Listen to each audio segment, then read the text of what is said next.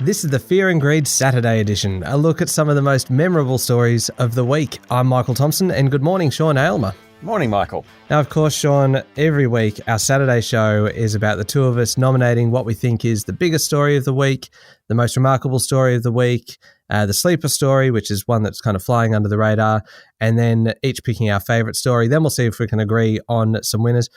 We've had a run of ties where we've basically ended up with 2-2. And this week, I'm feeling mighty confident. We need a tiebreaker this week. So if we get to that point, we might have to nominate our second most remarkable story or something like that. We'll see how we go. So it's like a countback kind of thing. Sort of, yeah, something like that. All right, let's give it a go. Okay, let's start with the biggest story of the week. Sean, what was it for you this week? Well, it was Omicron not undermining the economy and pretty much the Australian economy looking good according to the Reserve Bank. Basically, cases of Omicron are definitely rising and the level of daily new cases in South Africa, where it originated, are soaring. It looks like the variant is spreading through Europe as well. None of that is good news, but hospitalisations aren't rising anywhere near as much, and that's the critical number. And so far, people with the variant develop relatively mild symptoms. Now, the Reserve Bank this week said it didn't think that Omicron would derail the economy. That's very significant. The Reserve Bank Board met on Tuesday. That's its final gathering until February next year. It did what we expected it to do. It left the official cash rate on hold at 0.1%, though if you read the tea leaves, the bank has given itself just a little bit more wriggle room to perhaps prepare the way for a rate rise a little sooner than 2024. The bank was upbeat about the economic recovery, confident that higher vaccination rates and low interest rates will support the pickup. Households are spending more, businesses are investing more, all that good stuff. Now, the bank said inflation pressures are less in Australia than other economies, and that's mostly because there's not a lot of wage pressures. The bottom line in all that is that the official cash rate is still on hold, though market rates are creeping higher. You bring the Omicron aspect into this, equity markets really haven't sold off given the spread of Omicron, and people are a lot more calm about it. We will see a spike in numbers, but we're not seeing a spike in hospitalisations. So the biggest story of the week, and it's affected the economy, it's affected financial markets, is the fact that Omicron, thus far, isn't a disaster. Beat that, Michael. Well, it's really hard to beat it when you say the economy is the biggest story of the week. So it's like saying that Australia is the biggest story of the week. It's just so all-encompassing that it's very hard to beat it. However, I went first. However, go on. There is a bigger story than the economy. Well, actually, even as I say that, I'm doubting myself just a little bit. But for me, the biggest story this week is really the continuation of one that we have been talking about for a while now. It is the rapid slowdown in the housing market. Plenty of signs this week, Sean, that the housing market has really come off the boil. Auction clearance rates last week were way below their recent highs. 64% in Sydney, 65% in Melbourne, a national rate of 66%.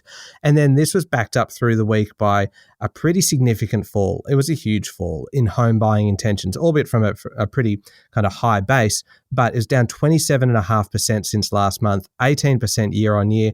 Basically, fewer people are planning to buy, and that's really not that surprising when you consider affordability. Then there's tighter lending criteria, and this week fixed mortgage rates were being hiked again. Interestingly, Sean, where we've seen some impressive rises in housing values pretty much right across the country in the last year, including regional areas, to the point that statistically they've actually outperformed cities, we're now starting to see more of a difference opening up. Sydney and Melbourne are slowing. Brisbane and Adelaide are still flying. Canberra and Hobart are in between.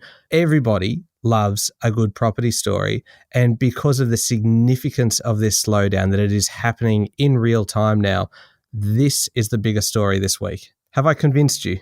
Nice effort. You did your best. I don't even think I convinced myself just then. So 1-0. 1-0. That is an easy win for you, that one. All right, why don't you go for the most remarkable story? Well, I think what's happening in the buy now, pay later market is pretty remarkable. Early in the week, the sector was totally dumped by investors, though Zipco in particular staged a remarkable comeback in share price terms at least. After presenting its November results, it ended the week actually higher. But through the week, the federal government first and then the Reserve Bank hinted that more needed to be done to regulate the major players. And it looks like buy now, pay later companies will be forced to allow merchants to impose surcharges on customers to help recover the cost of those buy now, pay later transactions. This is a sector in transition and it's still very young. There are too many players in the market and new entrants, particularly the really big boys, the banks and big technology companies entering as well. There's a question mark hanging over the quality of buy now, pay later users. What's their credit quality like? No matter how much the individual companies talk about it, it is still an unanswered question. Regulation is coming. That is clear. And remember, the owners of Afterpay were happy to sell the Square at $97 a share. Notwithstanding, the company's share price had reached beyond $155 a share earlier in the year. Maybe they knew something the rest of us didn't. It's not like it's the end for buy now, pay later, but the turnaround in the sector's fortunes in recent months is quite remarkable, and that's why it's the most remarkable story of the week. Beat that. Look, I'm happy to just claim the point for this one straight up because my story is a fantastic one. It is basically the question of what do you actually have to do to get sacked successfully in this country. Apparently, it's not enough to call your boss a wanker in a Microsoft Teams meeting. It's not enough if you then also burp in a colleague's face. Also not enough if you intimidate junior employees. This is a story out of Darwin where a recruiter at a labour hire firm was stood down with pay and then fired after complaints from other staff. The Fair Work Commission ruled that while the actions were serious and aggressive, they didn't meet the criteria for serious misconduct, and the dismissal was unfair due to procedural flaws. So this recruiter was then awarded $6,000 because she was sacked without notice.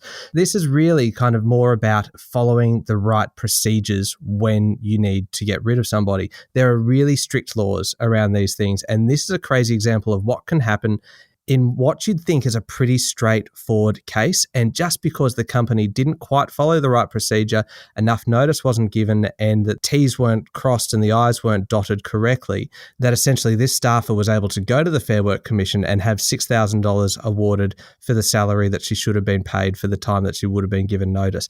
It's pretty remarkable when you consider those details. And so that's why I'm confident in claiming the point for this one, Sean. Yeah, absolutely. You're going to have the point for that. It is an amazing story that it's surprising somewhat that the firm who hired the woman didn't know that you have to go through some sort of procedure. But surely at some point, with some of the language the recruiter allegedly used and the fact that she called her boss a misogynist, she agreed, she conceded that. She also conceded she called him a wanker. And, what she did to other staff members, remarkable that for some procedural reason, you can't get sacked. Yeah, that wasn't enough for summary dismissal. I think that on its own was the most remarkable. So I think, what are we, 1-1? 1-1. It's almost 1.5 to 1 because that was such a big win. Anyway, go on. All right. Okay, we'll be back in a moment then with the sleeper story of the week. Okay, Sean, so it's 1-1 at the moment. What is your sleeper story this week? Well, my sleeper story is about a product called urea. It goes into diesel engines. A shortage of it could mean Australia could run out of diesel some point in January. Now, urea is mixed with deionized water to create a product known as AdBlue. AdBlue is compulsory in all newer diesel engines because it reduces emissions of nitrogen oxide.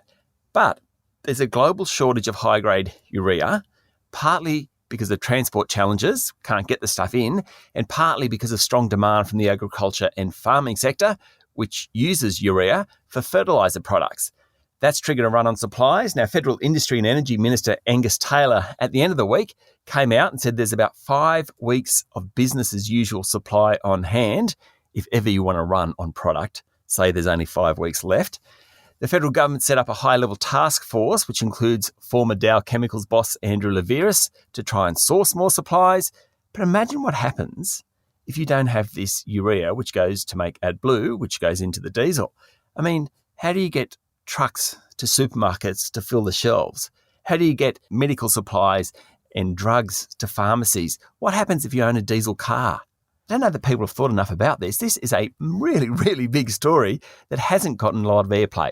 Sleeper story of the week. Michael. That is very, very good. My sleeper story, look, I'm more of a big picture kind of guy. So my sleeper story is one that is going to affect pretty much every listed company in Australia. It's the warning for companies this week about greenwashing. So basically greenwashing is where a company makes claims about sustainability or some other kind of environmental element and either doesn't back it up with enough action or just goes a bit far in selling what they're going to do. Lately, plenty of companies have been jumping on the net zero bandwagon and declaring their targets, and good on them for doing it. But ASIC this week issued a pretty stern warning that these claims have to be backed up by real action to actually achieve those targets. And at the same time, the Commission warned against companies hiding from investors the level of climate risk that's carried by their business. For me, it's the sleeper story of the week because companies are now on notice, and it's going to have to be a major focus of pretty much every publicly listed company in the country. And there are some pretty significant penalties if they don't actually comply and don't follow through with the action to back up their promises. Michael, this is called sleeper, not sleepy story. Oh, that well done. Actually, that was both cruel and effective. You can have that one. That is 2-1 at the moment. Okay, it all hinges on this one. Favorite story of the week, Sean. What was it? Well, it's easily my favorite story. Neuren Pharmaceuticals. It's a drug company and it's had a drug in phase 3 trials in the US for the treatment of Rett syndrome, R-E-T-T. Rett syndrome afflicts kids from about the age of 6 months. They gradually lose coordination and speech and use of their hands. The symptoms sometimes stabilise as they get older, but there is no cure. Now, these phase 3 trials have shown statistically significant benefits for the 187 patients in that trial, which means the drug will now go to the US regulator, the Food and Drug Administration. Neuren has partnered with a US company called Acadia to develop the treatment, and Acadia said patients recorded improvements in core symptoms like being able to respond to a choice or experiencing more freedom in their hand movements. Once you get through phase 3 trials in the US, you're almost there. The phase 4 part of it is mostly more of a rubber stamp, though they probably would disagree with me on that one. This drug will seriously improve the quality of life for hundreds, potentially thousands of kids around the world when there was no hope before. Often when these announcements are made, share prices surge, then everyone looks at the detail and things fall back. Not this time. The share price jumped and it just kept going. In fact, it's up 125% in 3 days. Great news for Neuren shareholders, but much, much better news for the poor kids with Rett syndrome.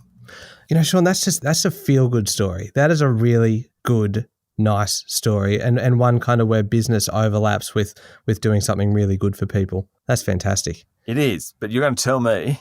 Oh, look, I feel a bit heartless kind of now going after you. Tell me your favourite story anyway. Okay, well, to me, this is a cracker, this one. What's not to love about it? Because picture this, a court rules that a man has to pay a penalty of $100 million, and he describes that as a remarkably good outcome. It just it doesn't sound right. But the court case was about whether Australian computer scientist Craig Wright owed any money to his former business partner who has since died. The pair claim, and this is really the clincher here, the pair claimed to have been the inventors of Bitcoin. And nobody knows, well, up until now really, no one has known for sure who created the crypto because it was done under the pseudonym Satoshi Nakamoto. Now that's significant because Satoshi Nakamoto has 1.1 million Bitcoin, which is worth around $55 billion US dollars, depending on the day or depending on the hour, really. Anyway, the family of Craig Wright's late business partner claimed that the two men had worked together to create Bitcoin and that Mr. Wright had effectively stolen it. So the court rejected most of the claims, but did award the family $100 million in intellectual property rights. So then why is Craig Wright so happy about being required to pay this money? Because he says that the ruling has confirmed that he is indeed the creator of Bitcoin. Because if he wasn't, there wouldn't have been any intellectual property to infringe. There would have been nothing to pay. So effectively then he keeps the 1.1 million Bitcoin, and it's confirmation really that he is Satoshi Nakamoto, the creator of Bitcoin.